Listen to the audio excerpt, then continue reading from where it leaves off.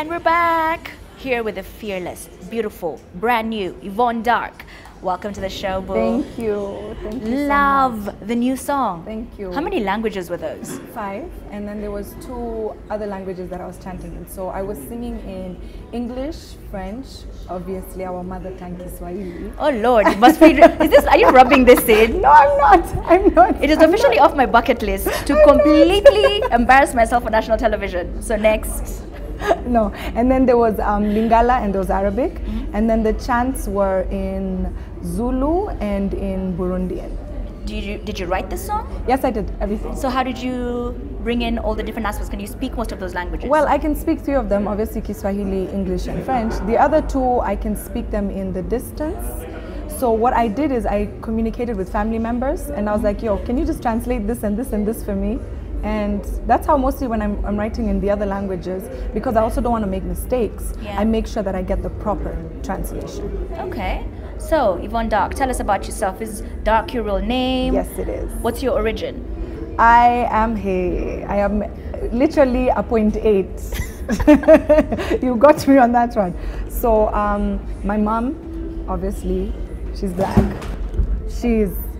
It's all right. My mom is she's Kenyan, South Sudanese, Congolese, Burundian, Rwandese. Okay. And that's why I always tell people, don't think black people are not mixed. They could be more mixed than what you see on the skin, you know? And then my dad is white, he's French, Dutch, and Belgian. So I'm a proper pointee, but a 0.5, a 0.8 for all I know for now. And I'm even like, hold on the other damus, just please, I'm done right here. So why Fearless? Fearless is my new brand, okay? So I came out with Fearless first because it speaks of my transformation. It speaks about letting go of my fears, letting go of the things that I was allowing myself to stop myself within the industry. So it's all about the new brand. So obviously it was the intro to the new brand because it shows this is the new me, this is the change. And the new brand stands for this modern African woman that is on the search for discovering, unveiling, and initiating it into the modern African woman, which is cultures, traditions, different backgrounds. So you know those crazy outfits we used to wear while people call us in the bush? Those are the things I'm searching for because I want to also add them in to my videos, add that growth, that thickness of our culture and show the world, hey, this is what Africa is all made of, baby. And the good thing is right now, you've seen Black Panther is coming out. So I'm like, yes, it's our time, you know? Speaking of Panthers, even though it's not directly related in this case, were those lions really in the video? Yes, they were. They were, and it was, I'm not gonna lie, I was very, very scared. Very scared for you and sitting in studio. But you know what's funny? They were even more scared of me because you see that dangling thing I had on my head? They were taking off left, right, and center. So it took us more than 6 hours to shoot those few scenes that you've seen with me and them because they kept running away from me. They were scared. Where did you guys shoot it? We shot it in South Africa. But the funny thing... But we have lions here, Yvonne. No, do you know why I didn't shoot it here? Because, first of all, I was trying to prove a point to our Kenyan market, not the artists or the people. I'm talking about the corporates. I was trying to prove a point to the Kenya Tourism Board that guess what? I can produce such a thing. So as an artist, if I can create this from outside, you can only imagine what I can create from inside and what I can put us on the map with our tourism. It was kind of trying to get a business aspect into their eyes because they no longer believe in us as Kenyan artists. Did you try to approach them? Yes, I did. Yes, I did. And what they say? The usual thing. You're not big enough. You're not this. You're not that. So I was like, okay. You're not big enough to shoot in the park? To get the financial backing that I needed from them. Okay, but the SA government was willing to fund it? It wasn't only just the SA. I didn't work with the SA government, but I worked with people from that side, and I also had the resort, the place that gave us, the Wildlife Conservancy that gave us that. And guess what? Those lions are half East African. They're half Somali, half South African. Somali. Exactly. And then one of them is called Nairobi, the one that you see me walking with. She's the nice. female, and she's called Nairobi. Okay. So I was just sitting there and I was like, what a coincidence. So there's a lot of Kenya going on down south. Exactly. So I was like, maybe this will add on to pinching the knot of what I was trying to prove. Another thing I've always wanted to ask you, you've been in the industry for some time, and where would you say you decided, you know what, this isn't working, I need to reinvent myself? When I decided to just be myself and be the person that God made of me and the person that he kept rotating me in circles, telling me, it doesn't matter what you do, I'm still going to bring you back here till you realize and put it to your thick skull that this is who you are. And that's why Fearless has come along. Because for a lot of years I was discovering, trying here and there, and a lot of people ask me this general question, what is your sound? And I'm like, it's Afropop, but it's my sound of Afropop, because African instrumentals, African music, it's African, it's just different diversities. So it's my diversity of my own version of Afropop. So at the end of the day, I sat and I'm like, I'm tired of not being what I want. I'm tired of second and doubting myself all the time. I'm tired of being pressured here and there by people and it doesn't work. Why am I trying to run away from who I am? So I sat down and I'm like, nope, I'm going to rebrand myself. Not only am I going to redo who I am, but firstly, before I even start looking into that, I'm going to get the most important thing an artist needs, which is management, proper management. You didn't have it this entire time? No, I did, but I had people here and there. I even had a very, very close friend of mine, she's like my sister, who told me, yo, I can't fit into these shoes, and I'm not going to lie to you, and I appreciate her for that, because she told me, you need to understand this game yourself, and then you will understand where the value and the importance, and you'll be able to search for the right manager. You will understand what and who you need, because you need someone who will embrace who you are, because I'm not a brand that doesn't know who they are. I am a brand that's already built, and I know what I want. It's easier for people to pick up any brand and make them from scratch, but if you're an already established band, you have to find someone who believes and trusts in who you are, and you can entrust to make decisions for you and to carry you no matter where you are. So even if you're on holiday, for example, or you're on Teja or something happens, they can make decisions for you because they understand who you are inside and out and what you would decide to do. They respect who you are, develop who you are, push who you are, and make you bigger than what you're supposed to be. That's their job.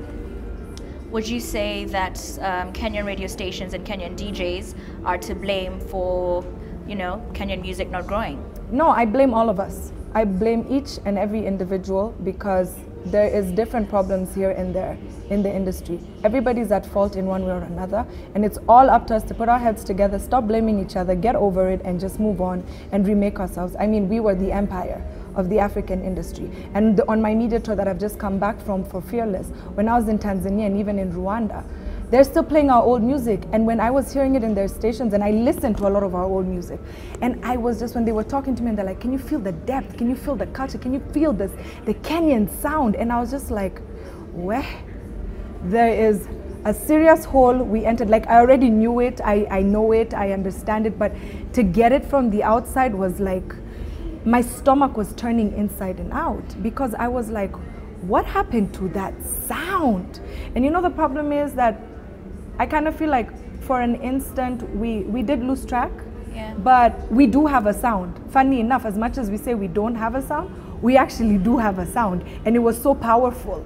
It was so powerful, and it's just for us to reincorporate it into our music. It's from our bass lines to certain strings to a certain beat that the piano was jamming to. It's there. And I'm not telling people to change who they are at all. Still be yourself, but don't forget to add your sound in it. There is a Kenyan sound. Add your own sound in it and improvise the sound, because we actually have so much power that everybody is waiting for us to come back on. Like, they're all like sitting on the edge, and they're all just envious, and they're all actually really excited to get that side of us back, because they still are mind blown how we were once the rulers of the industry have just fallen flat on our faces, you know. And I told them, Msijali, we're coming, we're coming, and when it comes, you will hit you sideways that you wouldn't even realize. You'll still be in a daze and a twist, you know. Yeah, because, well, generally in Kenya right now, you will not turn anywhere and not hear West African music being played, and somehow all their music kind of sounds the same, yet every song is somehow a hit. So are we losing track by starting to try and steer into their direction, where it's more of a singy songy, you know, just catchy song for the commercial purposes, as opposed to releasing music that has depth? I mean, I think every artist is different. Everybody has their own style. So I can't really generally say on their side, but all I can just say is that I think everybody's realized that it's time, because we are changing. I've seen a lot of change in our industry. I mean, from the videography to the photography to a lot of quality in things that we never used to understand before, and everyone used to defeat us on. We're coming at that, you know, and everyone's noticed. So I think we're just all trying to figure out how we can fit in and how we can refine our niche individually to our own sound. So I can't sit here and say that so-and-so is sounding like so-and-so, but I can say that I can see the progress and I can see the change and the turning point. So we're coming. We're all coming. Funny enough, it's like it's a movement. It's like a cloud. It's because everybody's is going with the growth. So I'm just like. Do you guys like have like a WhatsApp group where you discuss these things or something? Well, I know there are some groups, but I'm not on them. What groups are you in?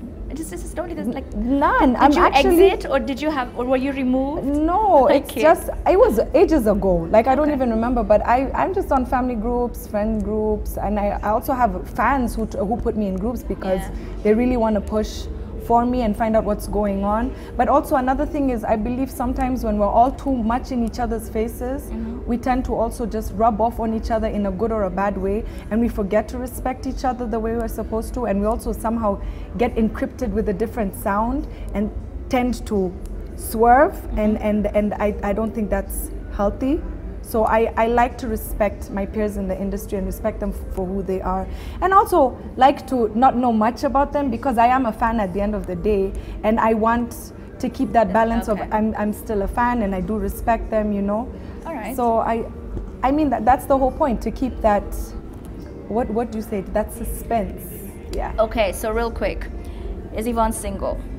What's the deal with Christophe?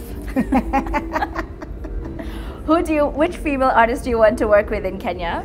What male artists do you want to work with in Kenya? And where do you see the Kenyan music scene going in like the next 5 years? And what would be your advice to people who are trying to get into the industry? And they're young, like on this particular show, we have a lot of people who are doing covers and they're trying to discover that side of themselves. What advice would you give them? Okay, first of all, about all the personal questions. You can't do that. Is Yvonne single? Unfortunately, the new brand of Yvonne Darcq does not disclose her personal life. So unfortunately, mteja wa nambari ulipiga hapatikani. Are you really going to hit me with that line? Yes. But I saw how you smiled when I asked about Christophe. So that's an answer in itself. No, it's not, because every single person has been asking me that question for over almost 2 years, and I'm like, are we really still at it, guys? We never move on. I know we don't. That's the thing about us Kenyans. Because maybe that's why we'll come back. Give us an answer. No, but that's how we will come back. Tell the fans what they want to hear. Okay. I'm muteja on that. All right. What male artist do you want to work with? I'm actually thinking Nyash has a very, very interesting sound, and I like the fact that his words are very mature and very deep, you know, and I'm also a very deep person when I write. So I'm just like, there's a connection, that there's something very interesting there. If you were to choose between Christophe and Calligraph? Oh my good Lord. I'd probably go with Chris. Okay. Yeah. All right, great. I would probably make a banger from that track. Just had to find a way to bring you around to that. What female artist would you want to work with real quick? Female artist. I mean, there are a lot of female artists right now that are coming up and doing very well. I actually find Mayonde and Fenna very interesting as well. Okay, great. So I like their swerve. All right, last words. Now, first of all, you asked me about guys who do covers. My advice to them is, I mean, if you love what you do, keep doing it. At the end of the day, no one can tell you what to do. Everybody has a different way of how they like to do music, so keep doing you, you know. My last words is, as my new brand, Fearless, I stand for being fearless. No matter what you do, you must overcome whatever gives you fears, because your fears also have a fear too. I overcame my fears. Yes. Your fears have a fear too, and the fear is of being successful. Right? Because the only thing that stops you from getting to anywhere is that boundary that you put within yourself. So stop trying to blame others for your own faults and your own problems.